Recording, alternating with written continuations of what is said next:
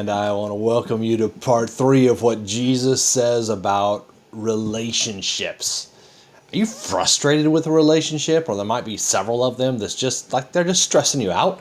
Well, way too many people are bound up with relational conflict. And what ends up happening is you end up paying for it yourself. You waste mental and emotional energy. You end up in isolation and loneliness, depression. It even results in paranoia and ulcers. It's not worth it. In fact, what you actually do is you put yourself in a prison of your own creation, and you're not even able to go certain places or do certain things because of unresolved relational conflict. I'm talking about that today. Now, Jesus, in his teaching in Matthew chapter 5, and I talked about this in part 1 of what Jesus says about relationships. In Matthew chapter 5, during his Sermon on the Mount, Jesus identified 3 relational sins. And the 3 relational sins he talked about was this, is unresolved destructive anger. A second one is hateful name calling. And the third one is unresolved relational sin. So what is at the root of your relational conflict? That's a question I want to ask you, because I don't know. I'm just going to tell you what the scriptures say. But if you're going to deal with it, if you're going to get to the bottom of it, you've got to go to the root. You got to find the root issue, deal with the root problem in your life. And in researching for this, I found 10 relational skills that are in the Bible, and I believe that the reason they're there is because God wants you to have robust relationships. And God reminds us, in fact, even Jesus does in Matthew chapter 5, there's a price to pay if you don't have robust relationships. There's a blessing, though, if you do. Real quick recap from part 2. If you missed that, you should go back and watch that also, because I'm sharing these 10 relationship skills, but numbers 1 through 4 I shared in part 2. And here they are. The first one is this, is the issue of unresolved pain.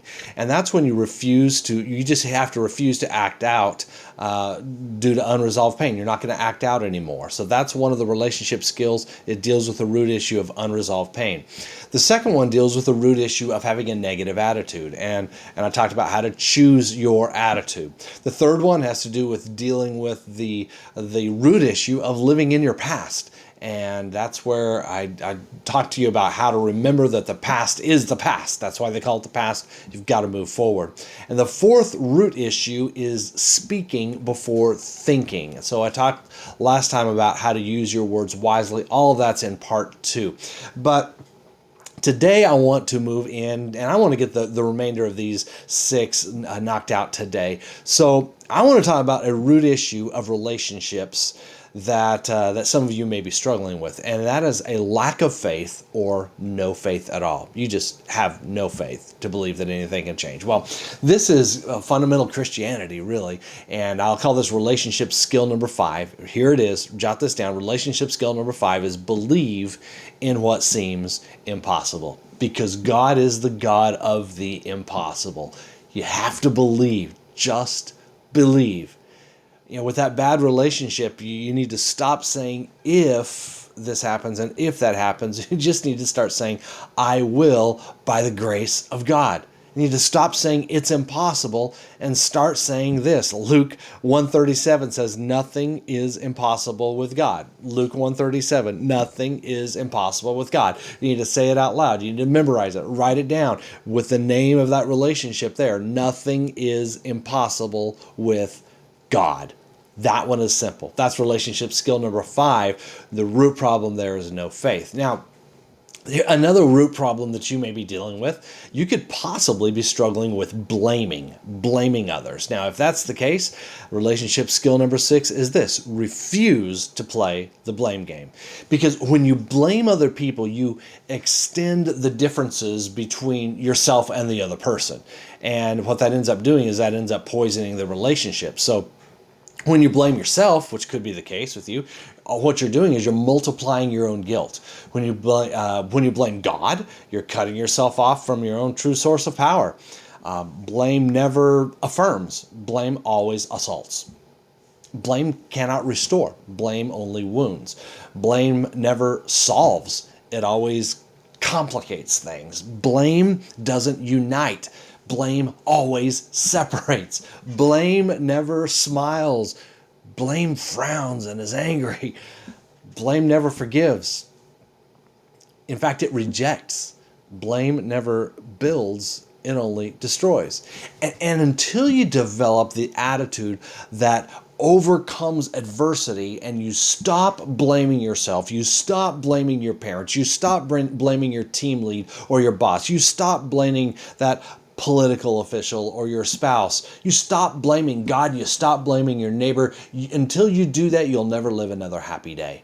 See, we used to have this saying years ago about computers, and this is how in the early days of people having computers, it was based on this: if you put garbage in, you're going to get garbage out. Garbage in, garbage out, and basically it works the same way in your life. If you put junk into your life, this constant attitudes of blame, it's going to produce ugliness coming out of you. So if you mentally dwell on every offense that has ever come your way, your mind will become corrupted, and it will become corrupted for life, and God will have to work a miracle in you. So now's the time to begin to deal with that if that's the case with you, because it's time to stop driving yourself closer to the grave. Refuse to play the blame game. That is relationship skill number 6. All right, relationship skill number 7. The root problem here is not investing in other people. Simply not investing, not making a deposit in other people. So the relationship skill I want to share with you now, it's 3 simple words: make a deposit. Again, relationship skill number 7 is make a deposit. Make a deposit, a positive deposit into the people's lives around you. Even the irritating people. You should. You must. Years ago, when I was a kid, I used to go around and collect Coke bottles, and some people call them pop bottles wherever. We never call them pop bottles here in Texas, but I used to collect Coke bottles, and I'd collect them from the neighborhood. And I would just look around for them. I would find them, and you could find these bottles laying around all over the place. One thing I learned to never do: you don't just go to somebody's house and take them out of their backyard. That's a bad idea. But you can ask them if you can have them. But I would go around and collect Coke bottles, and I would take them over to like a local grocery store or a gas station, is where you could take it in those days, and you would get money for your bottles. But as time went on, a new type of bottle began to become more and more popular in my childhood days. And I had to look carefully at the bottles, because these bottles has these words on them: no deposit, no return. No deposit, no return. If I ever saw one of those things, I couldn't take them, because too many times I found myself getting embarrassed going to the gas station attendant, and they would say, "This says no deposit, no return. It's worthless." And I'd be so frustrated that I had found several of those, but it was of no value to me. And so as I grew older, I learned to watch out for those 4 dangerous words: no deposit, no return. Because from my perspective, the bottle looked like the others. It had the same consistency of the others, but it had no redeeming value. Okay, catch this. No one ever paid a deposit for the bottle, so there was no return on that bottle for anyone. It didn't matter how nice it looked. It had no value except to go in the trash. Just like our relationships. When a deposit is made into a relationship, there will be a return of some sort. At some point, by someone, that someone's going to receive a return. Usually it will be with you, but it may not be. It may be with someone else, but you put a deposit in, there's going to be a return. But if you make no deposit, you're just not going to invest in relationships, you can expect no return. No return in your marriage, no return in your family, in your relationship with your employer, with your customers. That's simply the way it works. Matthew 7:12, Jesus said these words. He said, "Do to others what you would have them do to you." That's it. Invest in others the way you would have them invest in you, or put a deposit into others the way you would have someone put a deposit into you. So think about this. How's your attitude toward your spouse? Are you making a deposit in the relationship? How's your attitude toward your family? Are you making deposits into those relationships? How's your attitude toward your employer? Are you making a deposit into that relationship? How's your attitude toward your customers, your clients? Are you making deposits into those relationships? How's your attitude toward your employees? Are you making deposits into those relationships? How's your attitude toward your coworkers? Are you making deposits into those relationships? How's your relationship with your in-laws? Are you making deposits into those relationships? Think about it. That is the relationship skill. Number 7 is make a deposit. All right, quick recap of what we've already gotten through today is believe in what seems impossible, refuse to play the refuse to play the blame game, and the third one is to make a deposit. All right, let's hit these last 3, number 8, 9, and 10. The root problem of number 8, relationship skill 8, is inaction, just not taking action. That's a problem. So relationship skill number 8 is this: stop waiting for circumstances to change. I'll say it again. Stop waiting for the circumstances to change. What happens is a lot of times we think, well, I'll just wait for a few weeks and maybe things are going to get better on their own. Or maybe that person is finally just going to say they're sorry and make a big statement in front of everybody and myself and say they're sorry. Well, don't hold your breath. That inaction, by you waiting for the circumstances to change, may be the big problem in the relationship. Now, there's a farming and a gardening principle that works well everywhere. And this has been around for a long time. Book of Ecclesiastes, chapter 11, verse 4. Ecclesiastes 11:4 says this: whoever watches the wind will not plant. Whoever looks to the clouds will not reap. I've always loved that scripture. In other words, if you're focused on the circumstances, you're never going to see a harvest. See, most people wait for the circumstances to change before they actually decide to eventually make an attitude change on their end. That's backward. See, people quit all types of things because of circumstances. They just give up. People quit jobs or business ventures. People quit their church. People quit marriages. People quit college. And the problem is they're waiting for something in the relationship to change before they change. And the truth is, if you'll change the way you think about your world will change today. So stop waiting for the circumstances to change. Inaction is a root problem in relationships. All right, here's the next one. Another root problem in relationships is forgetting what you do have. It's forgetting what you do have. So relationship number 9, if you're going to get over that root problem of forgetting what you do have, relationship skill number 9 is this: remember that you are in charge of your soul. Yep, you are in charge of your own soul.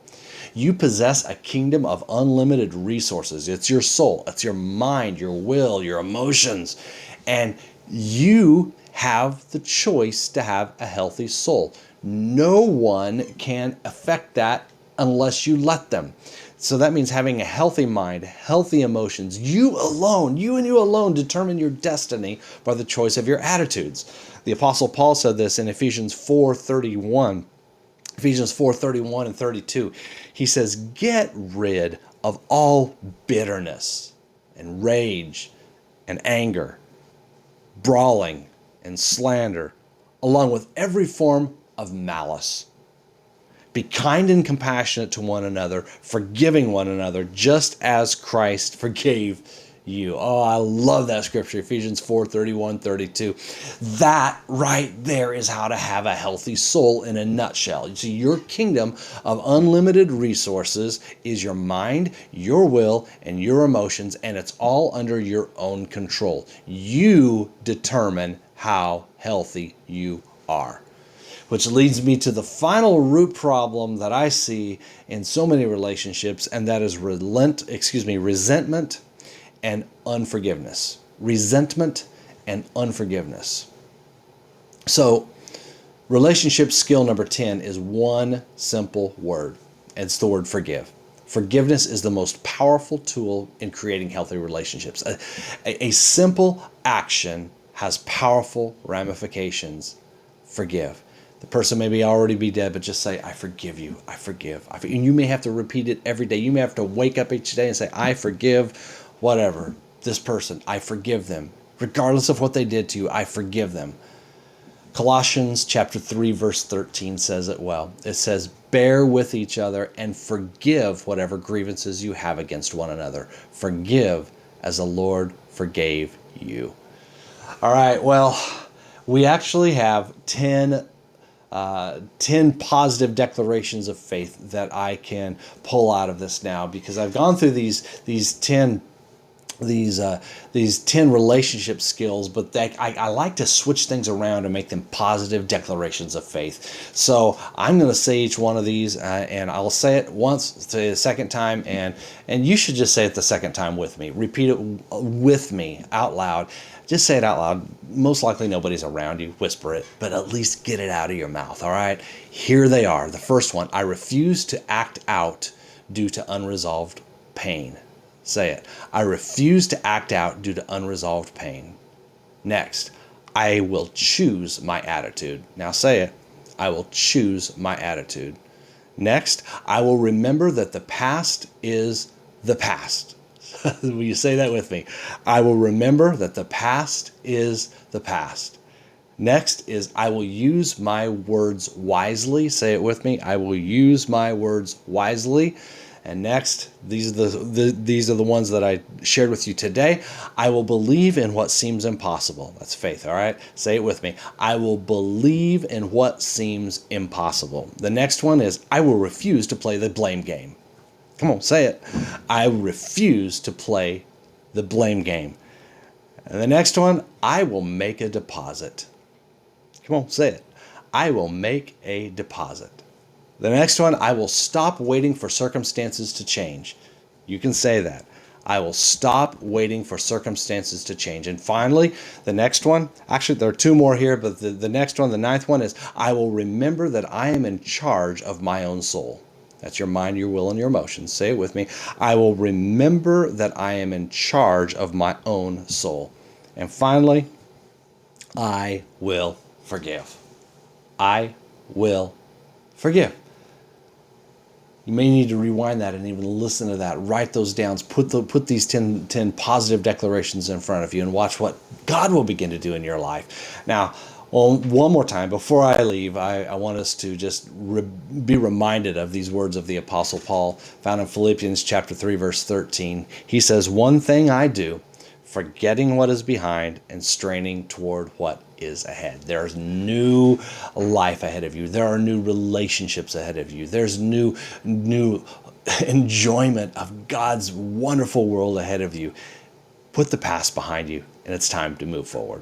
Well, God bless you. I hope you've really enjoyed this series of what Jesus says about relationships, and I'm going to continue in the What Jesus Says About bigger series as we continue going through Matthew chapter 5 together, and I look forward to you joining me with that. God bless.